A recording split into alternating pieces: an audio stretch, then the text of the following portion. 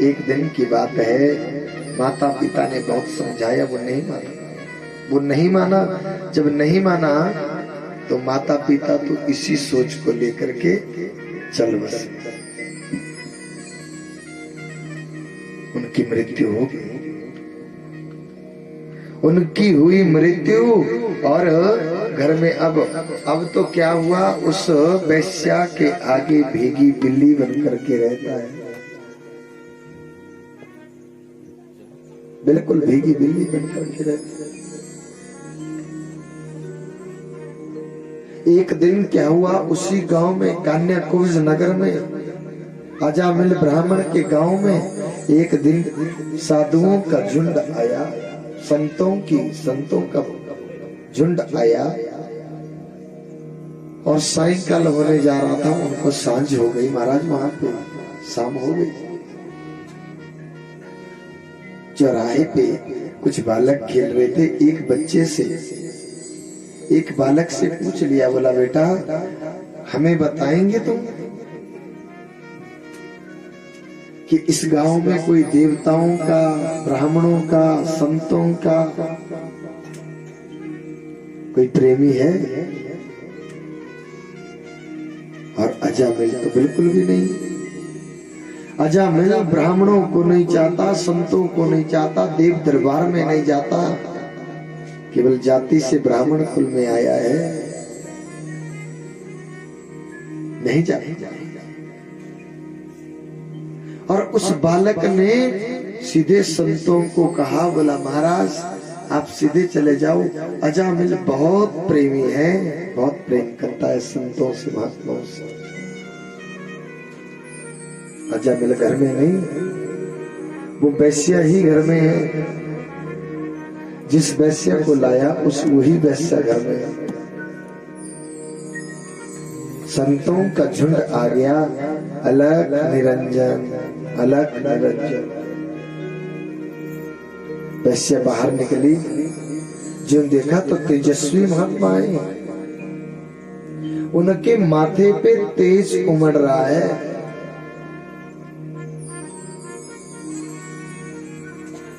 उन्होंने कहा, बोला बेटा पुत्र, बोला यहाँ पे हमें भोजन मिल जाएगा? वैश्य ने कहा, बोला हाँ जी मिल जाएगा। फिर वैश्य सोचने लगी, बोला मैं तो दूषित हो चुकी हूँ, मैं दूषित हो चुकी हूँ, क्योंकि मैं वैश्या हूँ मैं, और मेरे हाथों से संतों को भोजन करवाना उचित नहीं। मैं अपने हाथों से संतों को भोजन कैसे करवाऊं? हमारे घर में पंडित लोग आते हैं, संत आते हैं, अतिथि आते हैं,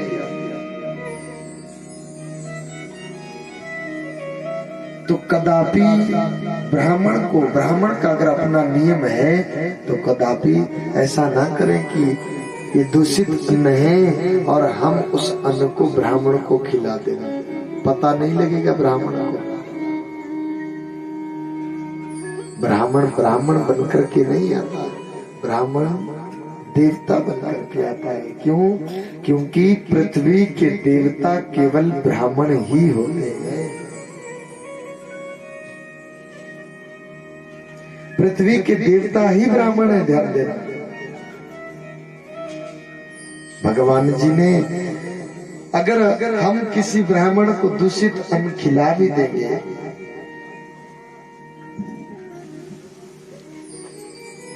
तो ब्राह्मण को उसका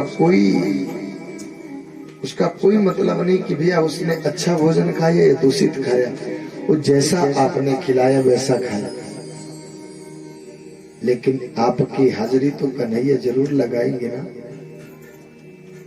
जो नियम में रहने वाला है, जो व्रत नियम में रहने वाला है, हम उसको दूषित अन्न कैसे खिला दें? हाँ, अगर कोई भूखा है तो आप उससे पहले कह लें कि महाराज ऐसी ऐसी बात है, आपको मैं दे दूं, मैं अन्न दे दूंगा आपको, लेकिन कदापि दूषित अन्न खाने वाले को नहीं, मतलब खिलाने वाले का।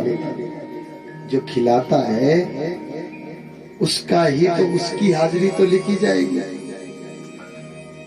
प्रत्येक दान में कोई सा भी दान हम करें, ध्यान देना, हम अपने जीवन में कैसा भी दान करें,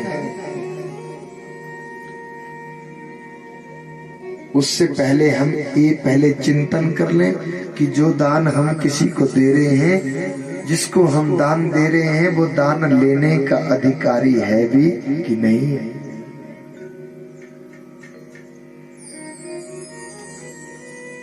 कुपात्र दानम, हम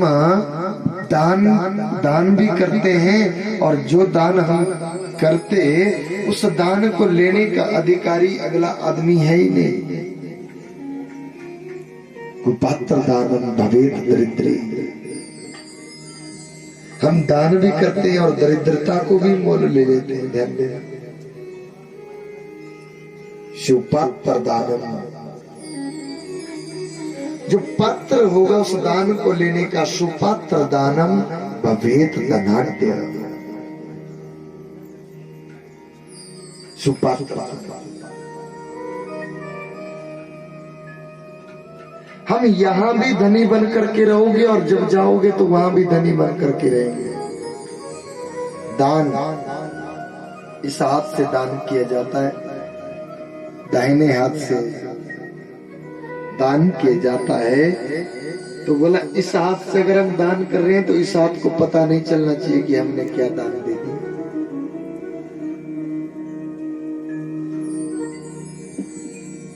हम पंजाब में एक बार गुरुजी के साथ कथा करने के लिए गए।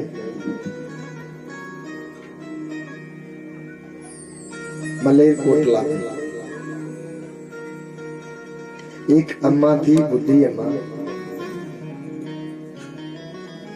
कोई 80 वर्ष के करीब। मैं अपनी मर्जी से उनकी उम्र लगा रहा हूं, लेकिन थे वो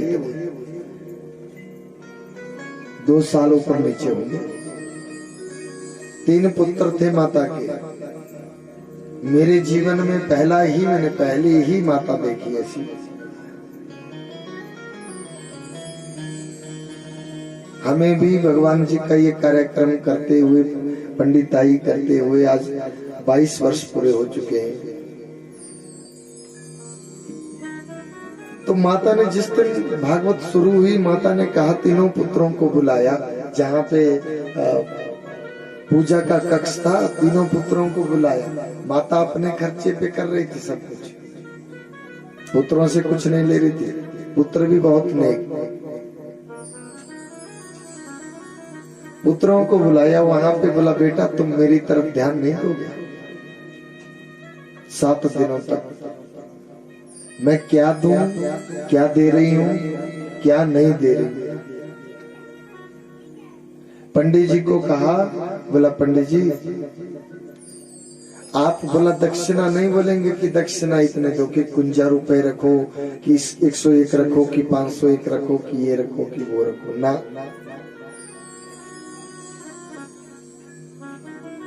वो दक्षिणा के बारे में नहीं तुम बोलो।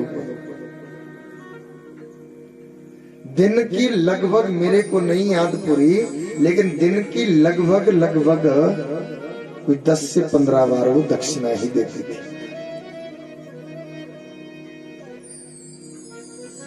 अपने पुत्रों को बोला आपकी नजर मैली नहीं होनी चाहिए, ये बात ध्यान दो। बोला नहीं अम्मा जी, पंजाब में बीबी बोलते हैं ना, बीबी माता को। बोला नहीं बीबी ऐसा कुछ नहीं है, हम नहीं बोलेंगे, आप मर्जी जो दो। भगवान ने मौका दिया है तुम्हें। जब हमारे घर में ये त्रिवेणी गंगा बहे जा रही है, ये मौका मिला तो ये बार बार कहाँ मिलता है महाराज, ये मौका बार बार नहीं मिलता, आप दो। और हमारे से बात होती तो हमारे से बोलने लगी। बोला जिस दिन कथा शुरू हुई, बोला मेरे जीवन का ना पंडित जी, मेरे को तो बेटा करके ही बोलती थी। बोला मेरे जीवन का ना ये बस अंतिम कार्यक्रम रह गया, इसके बिना, इसके सिवा हमारे जीवन में कोई ख्वाहिश नहीं रही है। भगवान ने बहुत दिया है, बहुत दिया है। तीनों बेटे सरकारी जॉब करते थे और माता को भी पेंशन मिलती थी, फौज की पेंशन मिलती थी, घर वाले फौज में थे और देती गई। जिस दिन हम कार्यक्रम, जिस दिन भागवत समाप्त हुआ, जिस दिन समाप्त हुआ भागवत और सब कुछ, दूसरे दिन वो हवन का कार्यक्रम हुआ। जो हवन का जो बचा हुआ हवन है वो जल प्रवाह किया, सारे पुष्पक सब जल प्रवाह किए और आराम किया। मैया ने जैसे सोई थी, फोन आया पीछे से, शाम को सोई थी और वैसे के वैसे अपने हाथ में फूल लिए थे माता ने। अपने हाथ में फूल कहाँ से आ गए वो, ये बात नहीं समझ में आई। शाम को सोई थी और सुबह के लिए जैसे सोई थी वैसे के वैसे भगवान को प्यारी हो गई, लेकिन हाथ में फूल थे। वो बच्चों के, उनके बेटों के फोन आए, गुरुजी को बोला माता जी तो पूरे हो गए। इससे बड़ी और क्या सीमाएं हो सकती भगवान जी की। हम तहे दिल से जिस कार्यक्रम को, जिस काम को भगवान कहते हैं कि हम, मुझे दिखावा नहीं, दिखावे के लिए करोगे तो अपना घाटा करोगे, हमारा ही घाटा है। जितना हम दे नहीं रहे, जितना हम कर नहीं रहे, उसके बदले में 4 गुना और ज्यादा हमारा घाटा है। दिखावे के लिए कोई काम नहीं करना। हम कुछ भी सेवा, किसी को सेवा भाव को ही तो भगवान का कार्यक्रम कहते हैं। ध्यान रहे, भागवत और है क्या, पूजा पाठ और है क्या, कि सेवा भाव ही तो है। हम जितनी सेवा अपने से किए जाएंगे, उसको देने के लिए उसका मैं क्या देने वाला हूं, उसके बदले में किसी को देने वाले तो वो परमात्मा है। वो अपने आप सब देख रहे हैं। संत आए हैं, बाहर बैठे हैं। अरे उस वैश्य ने बोला महाराज हम आपको बोला पका हुआ अन्न नहीं दे सकते।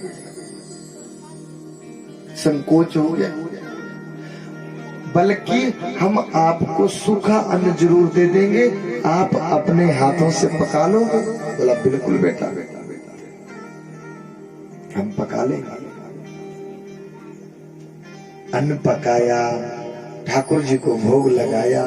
अभी तुलसी दल छोड़ाई था भगवान जी को कि उतने में अजामिल मदिरा पान करके आ गया। अजामिल आया, बोला रे कौन हो तुम? बोला बेटा हम संत हैं।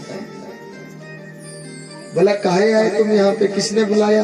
बोला संतों को बुलाने की जरूरत नहीं होती, बहते पानी और रमते जोगी को कोई नहीं रोक पाया। तुम कितना मर्जी जितना बांध लगाओ बहते पानी को, जब वो बांध भर जाएगा तो फिर पानी आगे होएगा। और जोगी चलते ही भले अच्छे लगते हैं। उनको खदेड़ने लग गया, बहुत खरी खोटी सुनाने लग गया। अंदर से वैश्य ने आवाज लगाई, बोला स्वामी तुम क्या कहे जा रहे हो? और संतों को कह रहा था, बोला अभी की अभी निकल जाओ, अभी की अभी निकल जाओ, यहाँ से तुम अपना अच्छा चाहते हो। वैश्य ने बुला लिया, वैश्य ने बुला लिया, बाहर जाने ही नहीं दिया। और संतों को कहा, बोला इनकी ऐसी आदत है। तुम सुबह हुई, सुबह होते ही संतों ने क्या कहा, संत चल पड़े महाराज। सुबह होते ही संतों ने कहा, बोला बेटा अब संत चल जा रहे हैं तो ऐसा है ना, अब हमें दक्षिणा तो दो। हमें रुपए पैसे वाली दक्षिणा नहीं चाहिए,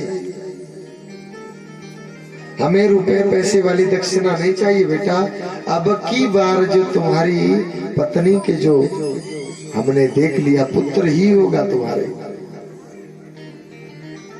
अब की बार जो पुत्र होने वाला है तुम्हारा, बस हमारी दक्षिणा ये है कि उसका नाम नारायण रख देना, बस हमारी दक्षिणा पूर्ण हो गई। बोला अच्छा,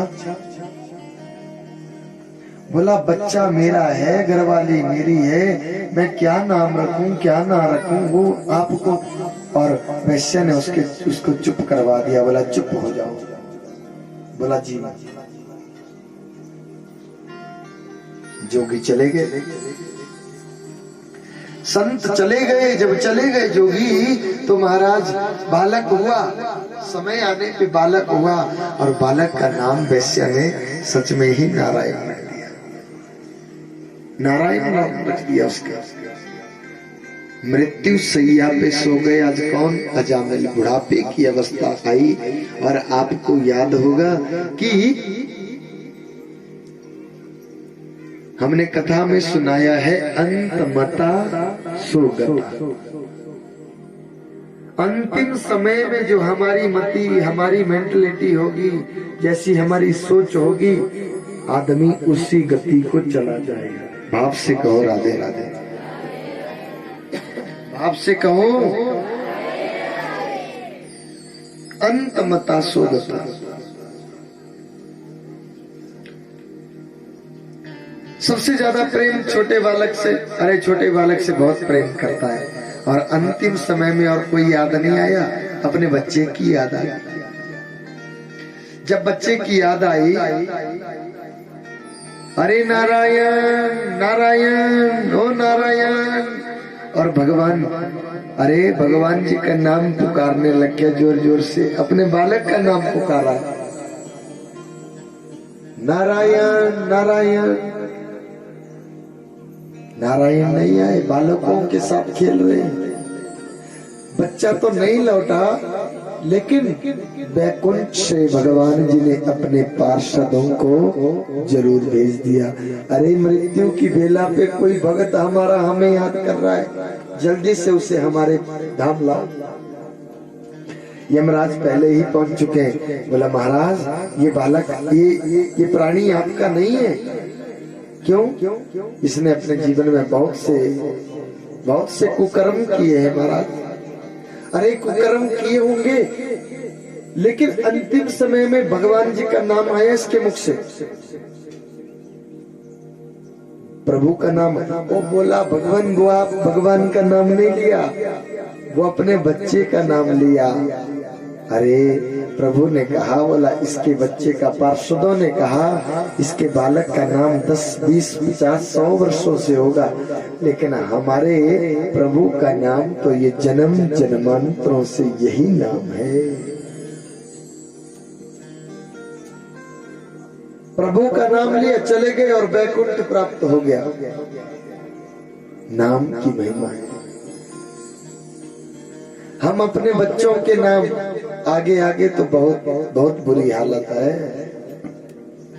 देख रहे हैं हम।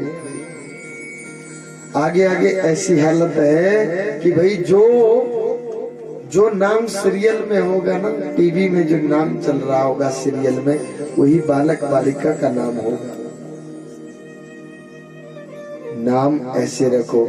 पहले जो बुजुर्ग नाम रखते थे, आपको पता है कि कितने अच्छे अच्छे नाम रखते थे। नारायण, कन्हैया लाल, है ना। बेटियों के नाम गंगा, जमुना, ये ऐसे नाम रखते थे। लेकिन आज कौन रखता है ऐसे नाम? अब तो बहुत ऐसे ऐसे नाम रख रहे हैं लोग जिनका कोई मतलब ही नहीं अच्छे बात। पहले नाम रखते थे, लेकिन उसके साथ राम शब्द जरूर लगता था। फलाना राम, फलाना राम, फलाना राम। नाम की महिमा है। ऐसे लोग जन्म जन्म मुनि यत्न कराही, अंत राम कहीं आवत नहीं। अंतिम समय में राम नहीं आते, भगवान जी का नाम नहीं बुलाया जाता है। हो सकता है तो किसी न किसी बहाने से हमारे मुखारविंद से भगवान जी का नाम आ जाए।